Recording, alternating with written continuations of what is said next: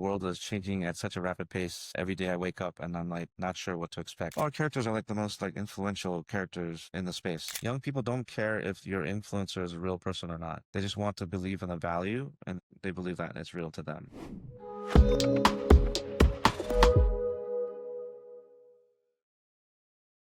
Hi everyone, welcome to the Convo AI World Podcast. This week I'm in Japan.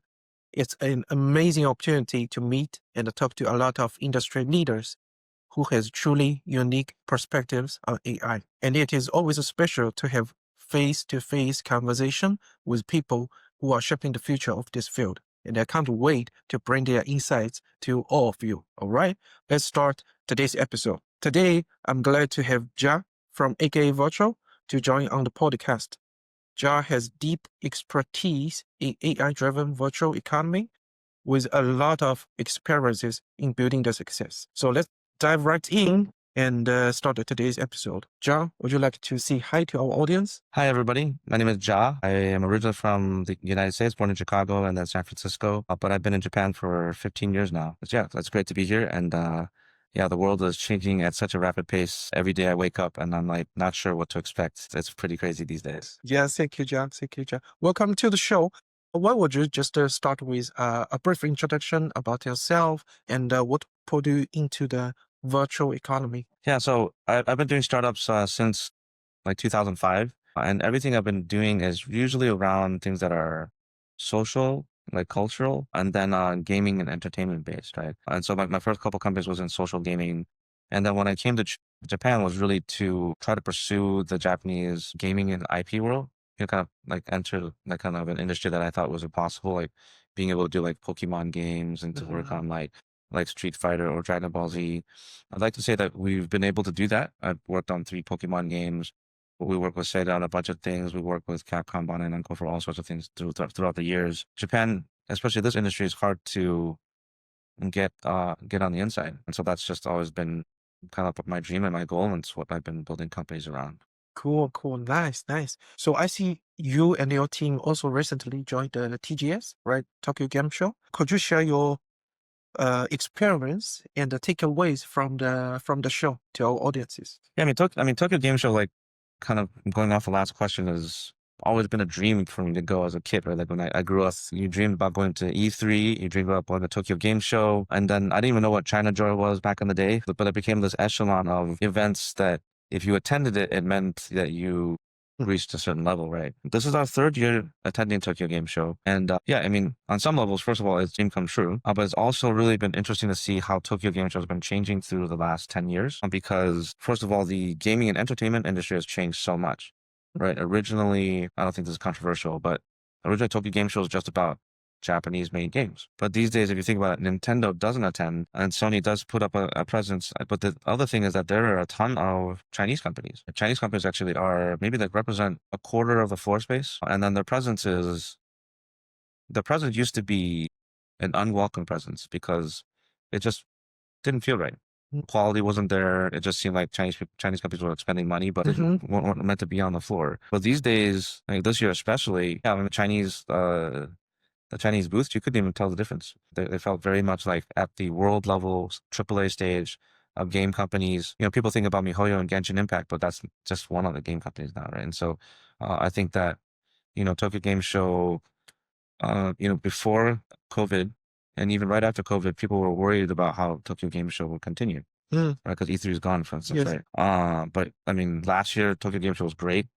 This year was even better. So as an attendee, as a game fan, I'm very happy.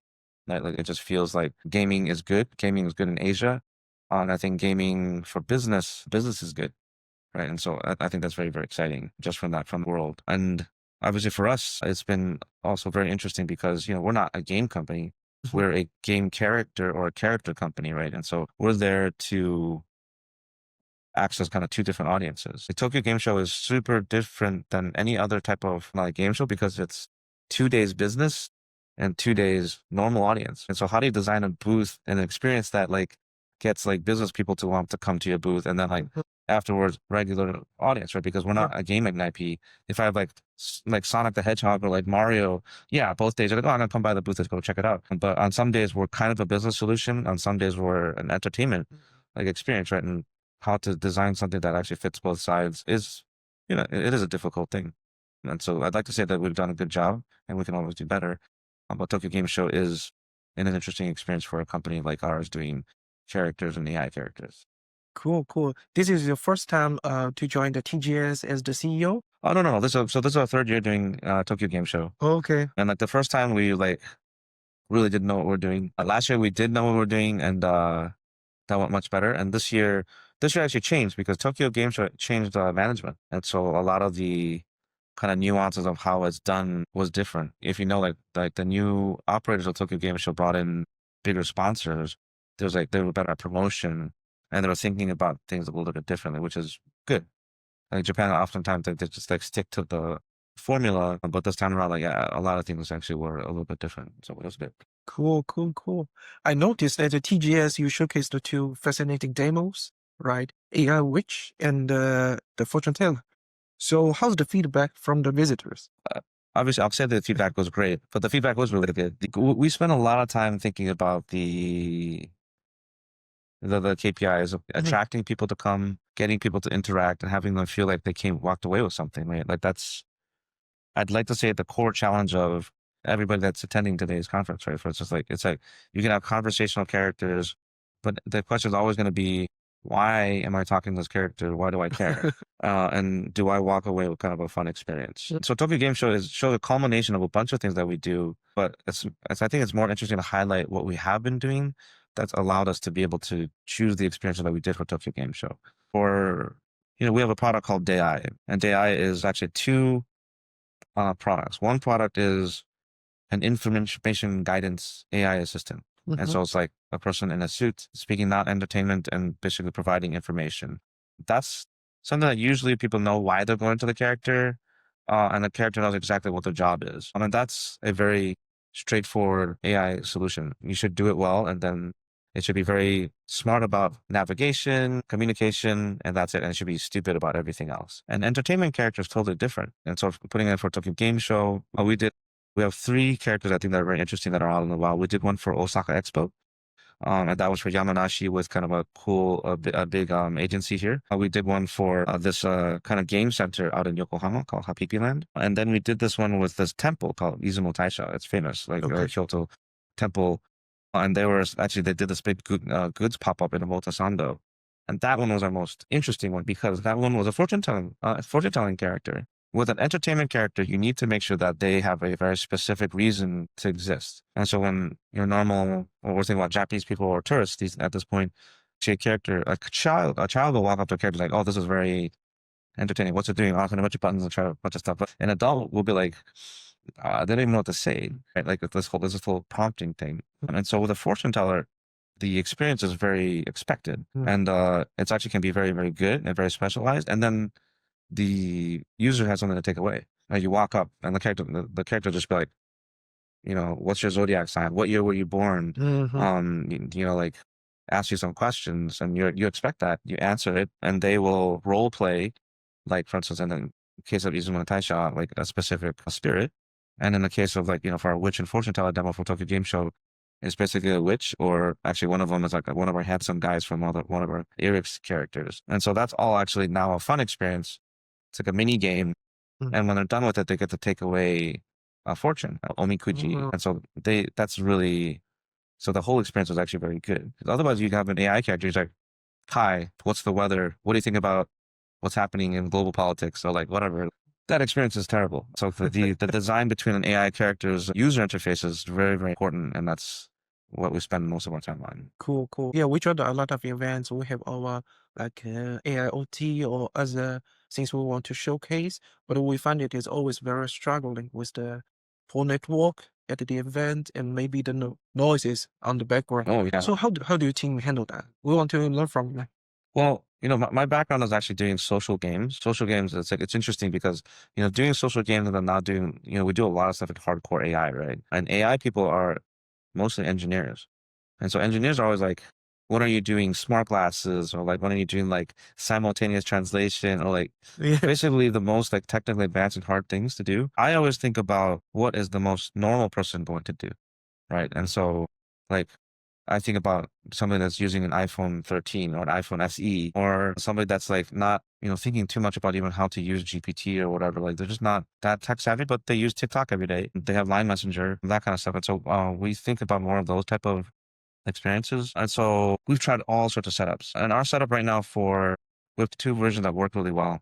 One is just a big red button. That's it. And that's all they do. No touchscreen, no like, oh, camera automatically recognizes somebody's there, microphone auto detection. So no, none of that stuff is trustworthy. You need to have the lowest common denominator, like best chance type of thing. Okay. Yeah, and that's how we always think about these type of experiences.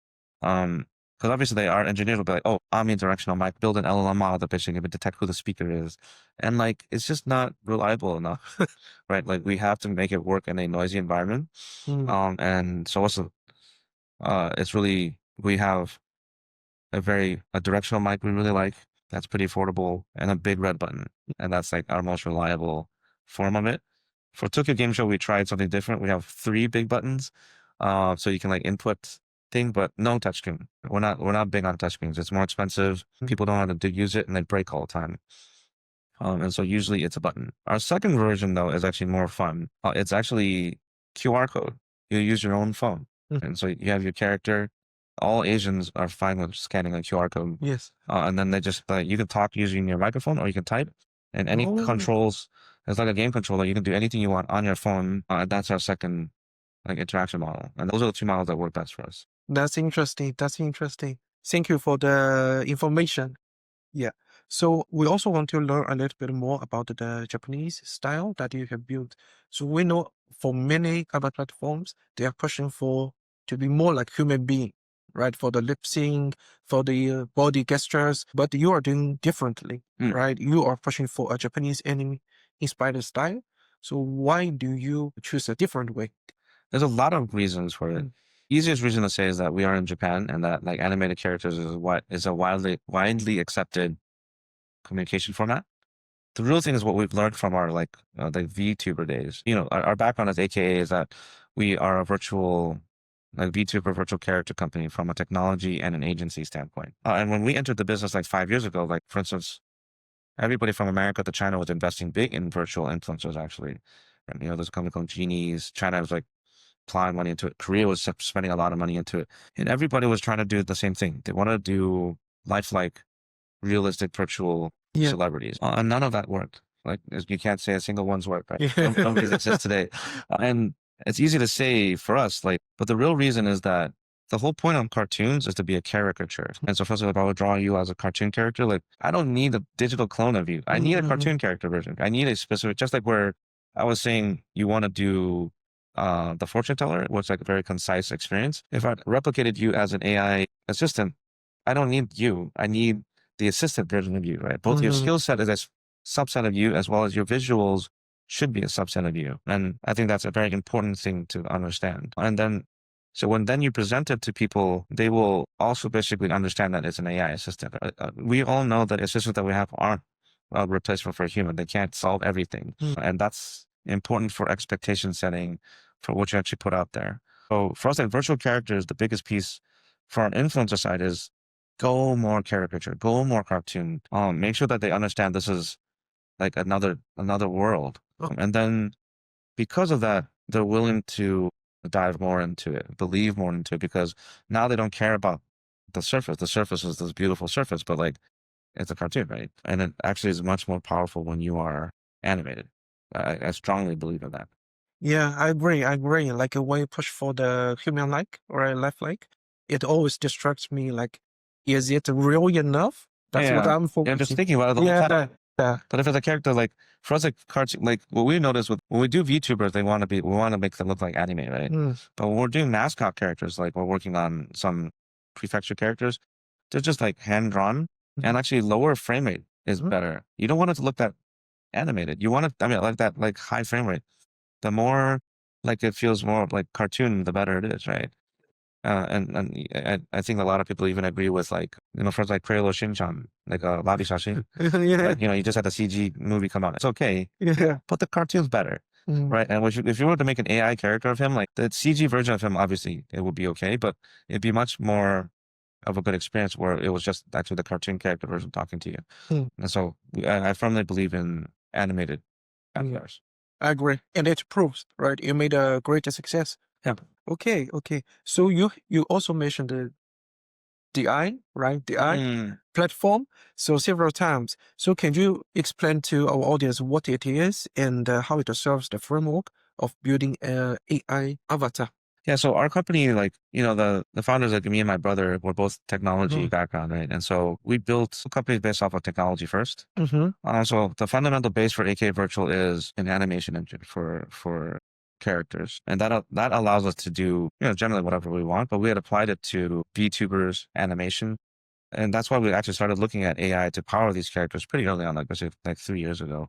Because for us, we as an engineer, you think, oh, I have a great character engine, we have great animation, we know how to like make a character like look very, very human, and then the next thing you think is like, how do you power it, right? Like, how do you Yeah. give it decision making? How do you give it personality? How do you give it intelligence? So AI is kind of a product manifestation of that.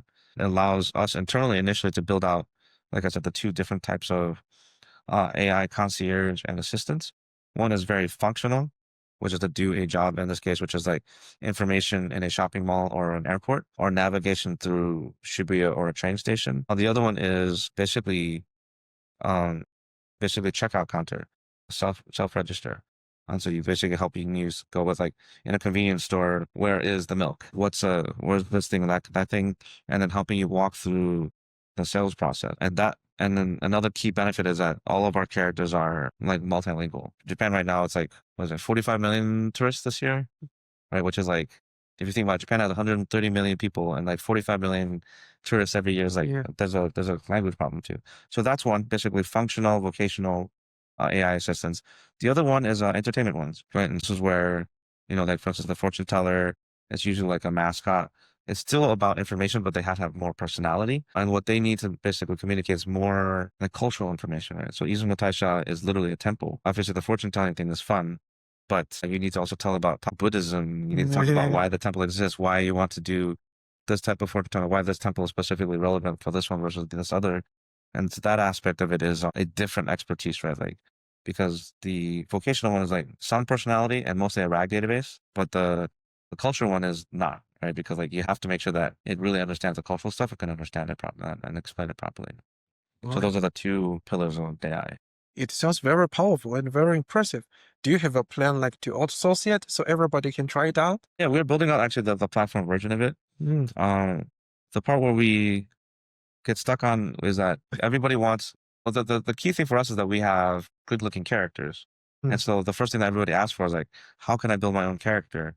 Do you have an avatar builder? Like, and that's something that we don't have. And so, yeah, our core platform that we will expose at some point is you have to bring your own character, or you have to use some basic framework to bring your visual character, but then the rest of it works. And so we follow, for instance, the VRM like 3D character like standard. And so if you bring a VRM, you can use our platform. If you use Live 2D for your character for the 2D version of it, you can use our platform. And then the cool part about the backend side of it is that it is infrastructure agnostic, right? And so that's why Agora is like super interesting and important for us, right? Because we do our own LLMs, but the infrastructure piece of it, like, and we know new models, both from voice and from a intelligence standpoint, is coming online all the time. We don't intend to lock our platform to one like model or other. Because we change it ourselves all the time. And so we have a little LLM called Shisa, and it's actually like basically the strongest Japanese language model. But it's not a model that can rival GPT, like as far as like internet research and all this kind of stuff, right? And so for instance, like one of our more advanced agents, good looking character, do all this stuff. The first layer it hits is actually Shisa because it's fast. It's really fast. It'll come back in like sub-second, while it waits for GPT to think, right? And GPT like 2 seconds, 3 seconds, 10 seconds, whatever. The smaller AI buys you time. You're like, oh, let me see. And it basically does the whole like and conversation things. And so this is where it's important to be smart about how you mix and match with your AI infrastructures, because it's just changing all the time. Nice, nice, nice. Thank you for the sharing. So the next, I want to learn a little bit more about your business model. Mm. As far as I understand, you are not only creating the characters, Yeah. right? You are also managing and operating them. So if you were to choose, what would be the best description of your company? Would it be a technical innovation company, a creative studio, or maybe a talent management agency? Yeah, we're a complicated company, but it's actually pretty easy to understand. In the same way where like Amazon's not a book company anymore, right? Yeah. But they built out all this, they have AWS. AWS is the infrastructure that supports their core business, Mm-hmm. right? And AK is built off of similar concepts, right? And so think of it as, really three layers. The base layer is just fundamental technology, right? So we have great, 3D character infrastructure, AI LLM infrastructure, but that as a raw ingredient is useless unless you figure out what product is, right? And so the next layer on top of that is just product. And so when I think about product, there are two types of companies that we want to be, and so we're pursuing both. One is the dream is to be an IP company. Everybody's like, I want to be Disney, I want to be Shueisha, Shonen Jump, or whatever it is. You're like, okay, like how do you do that? Right? It's a difficult thing. So for me, that's like you have to build it, you have to keep trying, you have to build culture, whatever. That's a core piece of what AK has been for a long time, and that will continue. I'll talk more about that later. But the other side is the AWS model, basically SaaS services, providing generally tools that are important and useful outside of entertainment that leverages the same technology like foundation. And so that's why there's those two pieces, right? And so pretty straightforward, great technology. One side is to help us push towards IP because we really want to have IP that lasts forever. We do have a lot of good stuff, but it's not at the level that I'd be like, oh yeah, we're like here for a long time. It's not Pokemon, it's not Disney. And then the other side is building technology that's like actually services that we sell to people that they need. And so that leverages character technology and language technology. And not both is required, but we sell that way. Gotcha, gotcha. I'm curious, like, which one comes first? Like, will you start a business? You're thinking about, okay, I'm going to start with a tenant management agency, but I don't have the technique. So let's look for a solution. Or you start with, I have the solution, I have the technique. Why don't I just do the management myself? I mean, it's pretty straightforward. Like, as in, when you go into entertainment, okay, like let's say you're building solutions for entertainment. Like, we are connected to lots of gaming companies and lots of entertainment companies, but you have to learn how they do it. Like for me, I'm like, oh, I'm gonna make this special camera for the most professional cameraman for like Hollywood movies. I got to learn how to do it, right? And the best way to do it is first try to start your own business to do that. But that's where our agency business came from. It's not because we wanted to do agency. Like I love entertainment, but I have no ambition to be big in entertainment from an agency standpoint. But we built a team to understand how contents are created, how content gets popular, and then what are the challenges to it, right? Because if I can't get a basically Southeast Asian creator to use our stuff to become famous, I can't get anybody else to do it, right? So it's like in startups we call it dog fooding. So we're dog fooding our own product, but the dog fooding actually became a successful business unit. So it was a bit of an accident, but it's going well, and that's why we went into that space, right? Cool, cool, cool. Thanks for the sharing. And it is nice to meet you in Japan, in Tokyo. I know you are doing a lot of businesses here in Japan, Mm, but I also learned you are expanded beyond Japan, mm. especially going to Indonesia, right? Can you tell us a little bit more about your operations there and what's your strategic thinking about that? Yeah, so Indonesia is the agency that I was talking about, right? Which is like they're no longer agency. Indonesia represents our entire business unit for Southeast Asia. And so before they were just not just they so Indonesia we represent JKT48, which is like a spin out of AKB48 here in Japan, very popular group. And then we are also the most popular virtual influencers in Southeast Asia, period. And by certain metrics, like our male VTubers are the most popular VTubers in the world, the bigger than any VTuber in Japan and then in the United States as well. The cooler part is that business has expanded outside of the scope of what virtual and virtual characters are. We are basically a marketing agency and network for anything Japanese and gaming in Indonesia. And so anybody that wants to do promotion for that stuff, they basically come to us for it. Anybody that wants to do music, Japanese or whatever, like they're just like they work with us because our characters are like the most like influential characters in the space in Indonesia. I'd like to say that it's because of me. The person that's running is a guy named Welly, and he's He's based here as well. He's super cool. He's Indonesian Chinese, but he's basically super Indonesian. Been based in Japan for a long, long time, and he's built a great young team that's very self-independent and is very hungry and like actually just creating a business for the new world. And Indonesia is like super interesting because of it. One thing I'd like to highlight for people, sometimes people are like, oh, why are you looking at Indonesia? So yeah, we have been talking a lot about the AI platforms and the characters. KT48 you just mentioned. Why don't you just show us some virtual character or virtual character groups to our audiences to let them have a look? The first thing I'd like to show everybody is actually kind of one of our JKT48 concerts in Indonesia. So like, I'll point it here. I'll turn the sound on a bit. And so for people actually listening, there's a lot of cool things about this video. One is this is actually the JKT48 girls like performing on stage, as well as with the JKT48V girls. So it's like both virtual and real. This is also a ticketed event. It was reported 25,000 people attended this event, paid tickets to go to it. And then the other cool thing is that you can hear that they're singing the AKB48 song, Fortune Cookie. So it's like the Japanese licensed song all the way to Indonesia, sung by the artist there, performed by a virtual artist, as well as performed by a virtual artist online too. And what's cool about this is that the virtual artists are additional characters on the group notes, virtual replacements of existing characters. They're new characters in it. And so we've done tons of concerts over the years, everything from big concerts in Japan, like big concerts in the United States. And we produce all those things through kind of our cool live technology. I'm actually trying to curious about what else I can show because a lot of this is proprietary, as in like you have to pay to be there to see it. Yeah, people are crazy about that. I wish I could be there too. Yeah, well, I mean, like we've done. This is one of our artists in Indonesia. You can see this is just like a capture of like you can see how many people are online, how many people are donating at the time, and kind of what what they say the parasocial relationship is, even in these kind of concerts. This is one of our more like produced JKT48 concerts. So this is if like you watch this, and so they have obviously the real concerts. The virtual concerts are much higher quality, so you can see how much like the difference in fidelity is, right? And these shows are actually done much like Japanese variety shows where it's concert, they talk, they play some games, yeah, like this, right? And yeah, it's a whole deal. It is very high quality. Yeah. So we spend a lot of time to produce this stuff.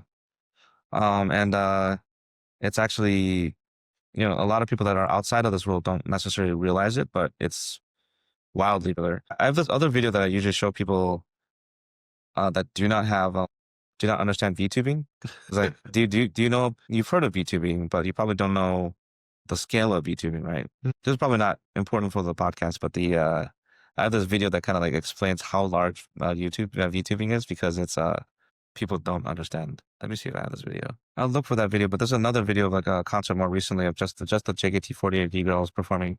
And you kind of see how many people are on the audience. So like it's like just a lot of people. And the quality is awesome. Like they're on these we're in this age where LED screens are super affordable, and so doing virtual characters like at life size is actually very easy. And they sing in Japanese, right? And Indonesia people are still crazy about that. Oh well, I mean, so the girls behind it are Indonesian, and so they speak mostly Bahasa English, and then they sing in Japanese, and so that's where it's like, yeah, like I mean, they're very talented people. That's really good stuff. I can send you a video later about how big VTubing is because VTubing is actually quite crazy. As in, like, I don't know what the ranking is right now, but maybe like before, if you looked at YouTube Live and you rank the top channels by revenue, out of the top 20, like from AKA, they're making a bigger influence. 20. Yeah, okay, I should show you this video because like I think you don't understand how big it is. It's like, like in Japan, like Hololive and Nijisanji, they're doing okay, but like I mean, they only service Japan, and they're like reporting, like $1 billion revenue, right, on virtual influencers. That's all they do. Yeah. And so it must be at least doing okay, right? And America has a very different type of setup for it, but it's also just monetized quite well. I'm going to show you this video just to talk you through it. You can figure out whether you want to use it for later, but it's small. So this is my introduction video about VTubers. Well, virtual influencers, so 50 billion views annually. 6% of all global views, not Japan, are VTubers. 60 out of top 20 channels on VTuber live streaming, VTubers. This is Pecora. She makes 1 million in ad revenue, 3 million in super chat. This is US dollars. One more time. She has 2.7 million subscribers. So she makes $4 million by annually based off of And this girl, her peak stream had 735,000 viewers. That stream made $250,000. Yeah, at the time, the top. Iron Mouse has at her peak, so 326 subscribers on Twitch. Wow. It's paid subscribers monthly. Monthly. Yeah. Like top female Twitch streamer, period. Not just virtual. Okay. I mean, all these girls make millions of dollars. And lots of them. That's awesome. They were part of the We Helped Out with it. They were at the Dodgers game this year too, and last year. This is our JKT48V. Wow. But yeah, they're meaningful influencers across the entire world. It's still niche, but it's not it's big. Did you see like anybody is using VTuber in the technology sharing or education besides the entertainment? What do you mean? Like I'm thinking if we can do the VTuber sharing as well, but about how to build developer application, something like that. Well, yeah, I mean, VTubers are being used everywhere now. Like they're I think a lot of people do use VTubing for all sorts of content creation. For virtual. Well, I mean, like as a virtual character when we first started doing VTubing, I was excited, obviously, for a bunch of animation things or whatever, but I was excited for women actually. If you think about it, like so many influencers, women, they're popular because they're pretty, or something else. But like they're basically getting harassed, and their identity is pretty dangerous. And so what's cool about VTubing is that you can be a great creator, you can look cute, but you don't have to show your face, right? Yes. And so that's awesome.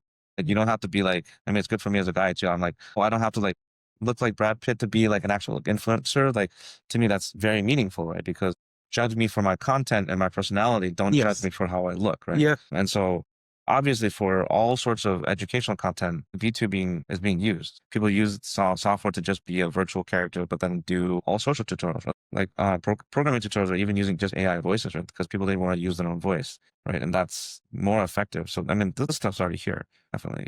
I think it's more interesting where you could get a famous character to do like a tutorial on how to work on something. And with virtual, it's a lot easier to do that. Nice. And it's very exciting to see how you connect with virtual characters with the real human beings, right? For the others, we see a lot of AI applications. It's just for AI. But for now, I see for the concert, you put AI and the human being physically together, right? It's amazing. Yeah, immersion. Yeah. Yeah, people want to believe. Yeah.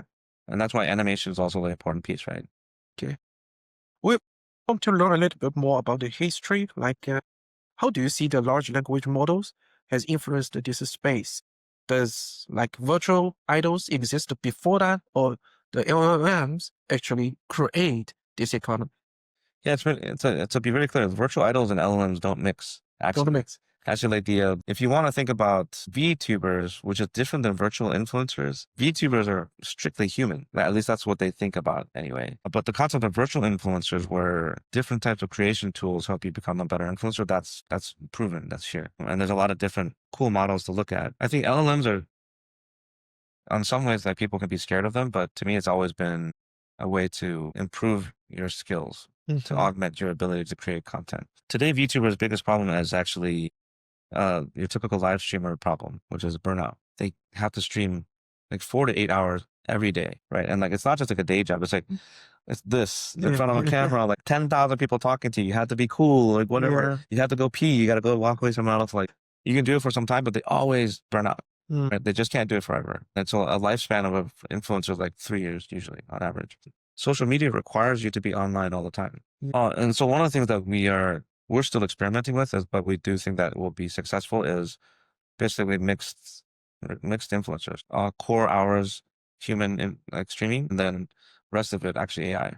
Yeah, that's what we're thinking about, and I think that pairs very well, for instance, like a lot of the e-commerce stuff, and a lot of kind of other just more like basic interactions with their fans, right? And so, it's really about how to move on from virtual influencers or VTubers is, I think, too limiting. I think virtual characters is the definition I'd like to go with, because Mickey Mouse, he's everywhere. You can go to Disneyland. Disneyland can only be one Mickey Mouse at Disneyland. You know that, right? Yeah, right. Yeah. Because so you can't have like 5 Mickey Mouses right now. You can't be like, oh, I would turn around the corner, there's another Mickey Mouse. But you can have Mickey Mouse in other Disneylands, right? And then he could be online and he can be on TV. That's okay. And then being able to take this concept of where, oh, I'm not an influencer, I'm a character, where the live streaming element is not the key point of your character, that is, I think, where things change. And so doing virtual characters for the sake of content creation, being IP and other types of kind of influencer strategy, like I think AI, LLM is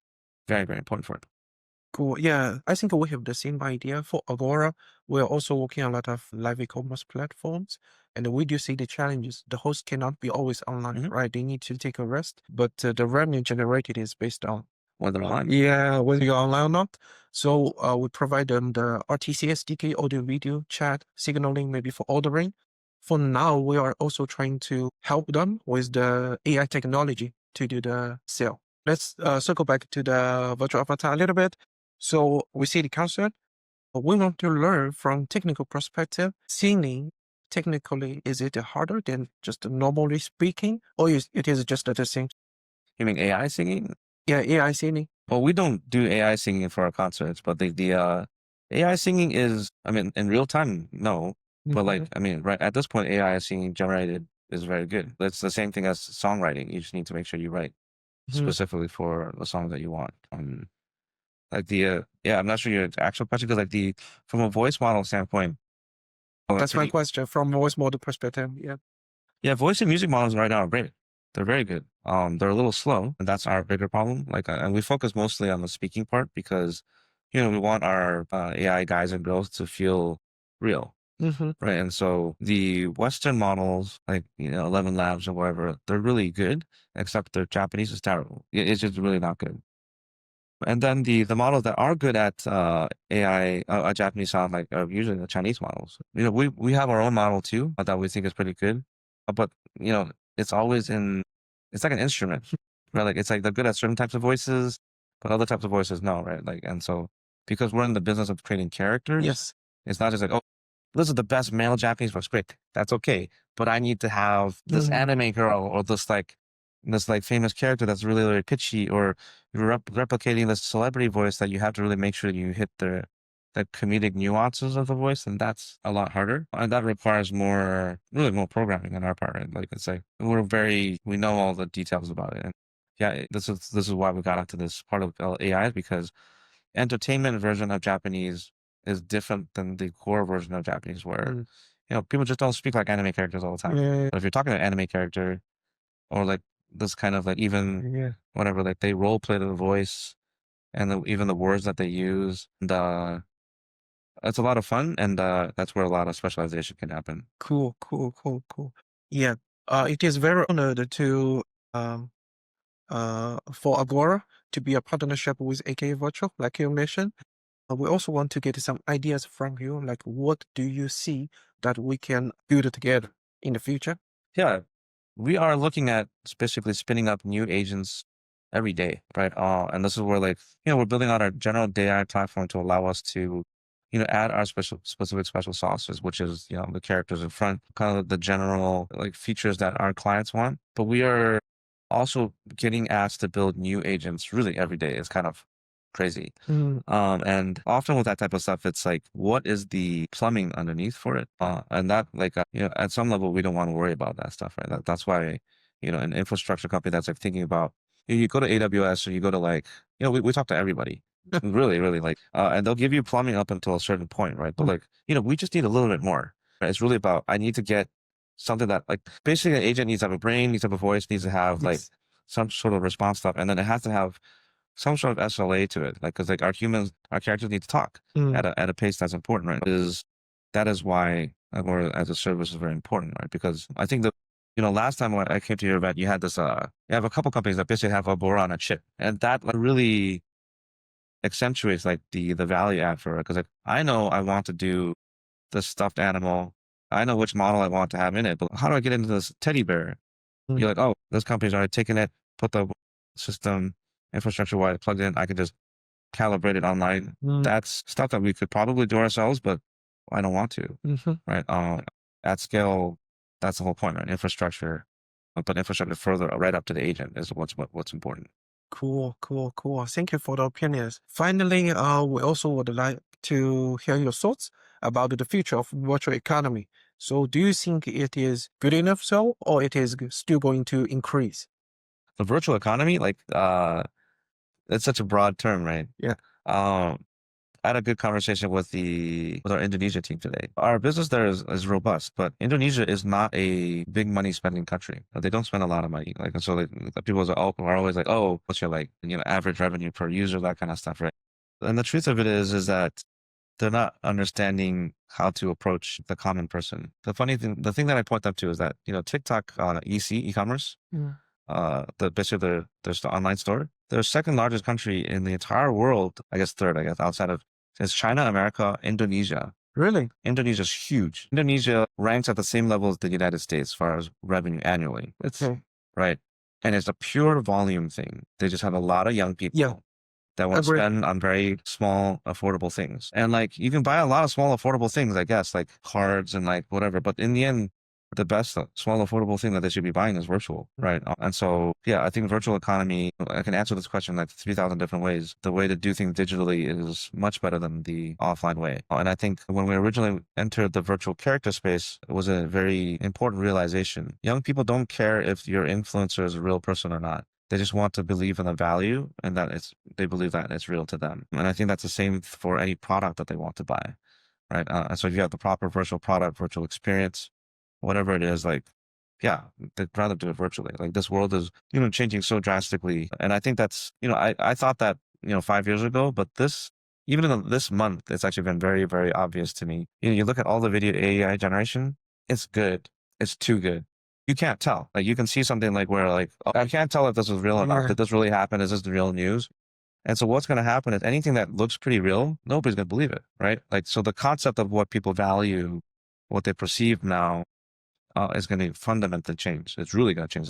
Before it's like, oh, I filmed you doing something crazy in the street. And you're like, oh, I can't believe you did it. Now you're like, yeah, I don't know if you did that. You no longer care about that video from your iPhone anymore because you're just like, that could have been faked. Yeah. It's at a level where it's so not believable. You just have to like basically believe in kind of a core system that you fundamentally care about, right? So entertainment systems, other type of virtual systems. Those are all the important pieces. The next generation's concept of what's real, what's valuable is going to be very, very different.